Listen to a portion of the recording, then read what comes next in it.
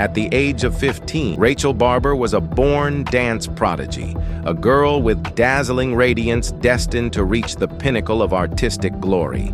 It seemed as though life had rolled out the red carpet beneath her feet. But fate, in its cruel irony, cast a shadow over her path, one that would drag her into a harrowing abyss no one could have foreseen. Her sudden and tragic disappearance left behind countless unanswered questions and a storm of grief that shook the local community. For days, there was no trace of Rachel, until a diary surfaced. And with it, the veil was lifted on a grim truth and a haunting glimpse into the hidden sorrows of a girl thought to be living a perfect life. And you are watching the Mystery Cases channel, where we together explore the most mysterious cases, the most thrilling stories. And as usual, before we unravel the mysteries in today's case, please leave a like and a subscribe to support us. Australia is a unique nation, surrounded entirely by ocean, appearing at first glance like a massive island, but in fact, it's the world's smallest continent and the only country to span an entire one. Its population is largely concentrated in major cities, with nearly half living in either Sydney or Melbourne.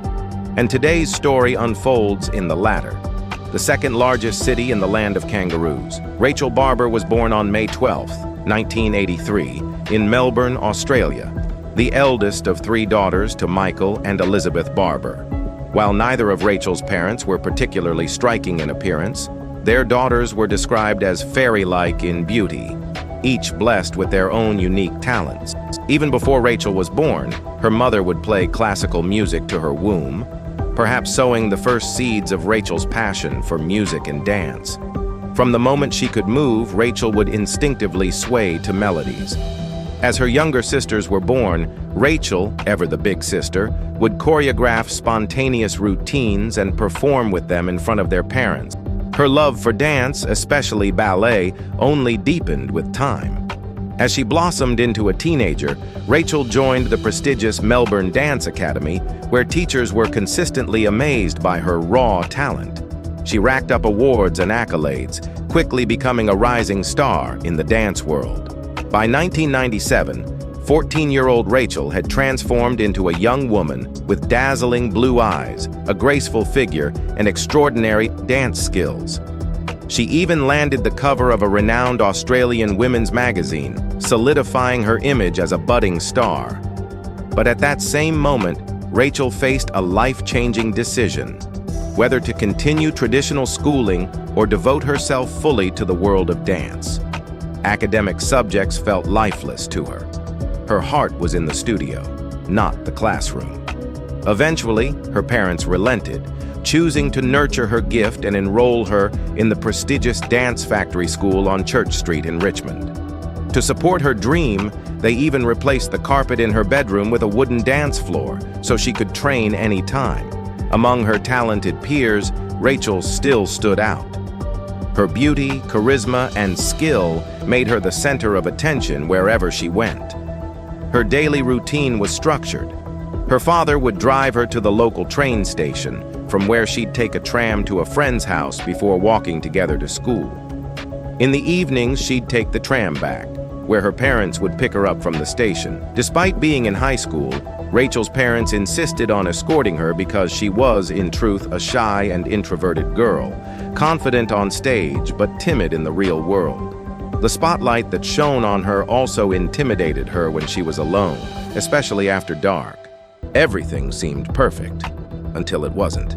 On March 1st, 1999, Rachel followed her usual routine, heading off to Dance Factory in her favorite outfit: blue top, black pants, delicate jewelry, and her treasured shoes.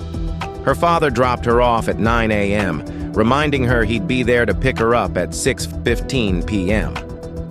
At school, Rachel looked unusually vibrant and excited, hinting that she was going to earn a good amount of money that evening.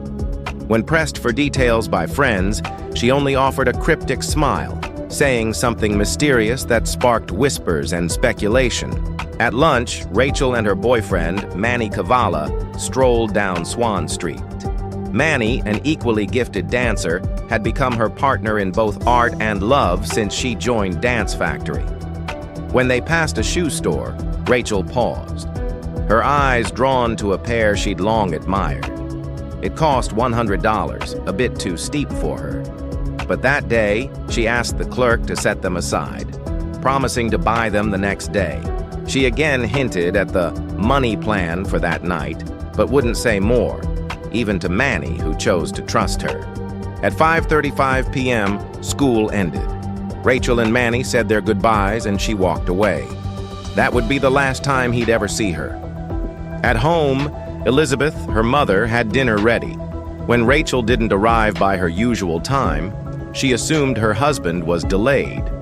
But by 7:40 p.m., panic set in. Michael had been waiting at the station. Rachel never showed. He searched the area in vain. Knowing their daughter well, her fears, her discipline, her past experiences with being followed, they immediately suspected something terrible had happened. But when they contacted the local Box Hill police station, their fears were dismissed. Rachel was 15. The officer suggested she'd probably just run away or was staying with friends. The Barbers insisted this wasn't like Rachel, but their pleas fell on deaf ears. No official report, no investigation, just a vague reassurance. She'll be back by morning. Meanwhile, Manny shared with Rachel's father the conversation about her plan to earn money. Michael desperately called classmates, friends, anyone who might have seen Rachel. Nothing. Still ignored by police, the family printed missing posters and took to the streets themselves. Then, a breakthrough. A shopkeeper remembered Rachel asking to hold the shoes and said she'd return. He also recalled a disturbing pattern. An ex-convict who owned a nearby nightclub had been approaching young girls, offering quick cash in exchange for favors. When the Barbers called the club, they were quickly shut down. "We don't hire underage girls." Out of options, they turned to a different police precinct, Bridge Road, hoping someone would finally listen. By then, public outcry had grown. Teachers, classmates, the media, all began criticizing law enforcement's inaction. Under mounting pressure, authorities were forced to open a formal investigation. Their first suspect was Manny, but he was quickly cleared. Investigators promised to question students and teachers, yet few recall being interviewed. Despite no evidence of a runaway, the police suggested Rachel fled because she was pregnant, a theory her family rejected outright. Rachel would never hide something so serious. Then came another clue. On March 4th, Allison, a friend of Michael's, said she saw Rachel with another girl boarding tram number 6 on the day she vanished.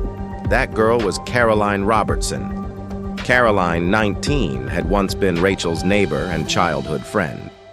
Michael had nearly forgotten about her until she suddenly called asking about Rachel's disappearance. When police checked the phone records, they found that Caroline had called Rachel's home twice, just 2 days before she vanished. Calls no one else in the family recalled answering. All signs pointed to Caroline. Alarmed, police attempted to question her, but she wasn't home. A neighbor reported hearing crying from her unit days earlier. Finally, on March 12th, officers forced their way in. Inside, they found Caroline unconscious on the floor, alive but unwell. She was rushed to the hospital, diagnosed with a seizure but expected to recover. Back at her apartment, detectives discovered clothing in Rachel's size and several journals. As they read through them, their horror grew. The pages contained obsessive details about Rachel, her favorite foods, outfits, gestures, even her speech patterns. Caroline had documented everything. She idolized Rachel to the point of obsession, describing herself in degrading terms: ugly, fat, unloved, while portraying Rachel as the embodiment of perfection. The journals revealed Caroline's disturbing plan. She would steal Rachel's identity. She had applied to legally change her name to Rachel Barber and sought a loan for cosmetic surgery to fully transform herself. Then, at the hospital, Caroline uttered a chilling confession. "Rachel is dead. I buried her." Following her directions, police went to the Kilmore property. In a shallow grave behind the house, they found Rachel's body, hidden in the same blanket-wrapped statue that had raised suspicions. An autopsy confirmed she had died on the night of March 1st. Caroline had kept the body in her apartment for 2 days before burying it. Her motive? She didn't just want to be like Rachel. She wanted to be Rachel. Her plan had been meticulous. She invited Rachel over under the pretense of a paid psychological study, promising $500. She warned her not to tell anyone, not her parents, not Manny. Trusting her childhood friend, Rachel agreed, unaware it was a one-way trip. Though Caroline later claimed it was an accident, her diary painted a different story, detailing how she planned to drug and bury Rachel.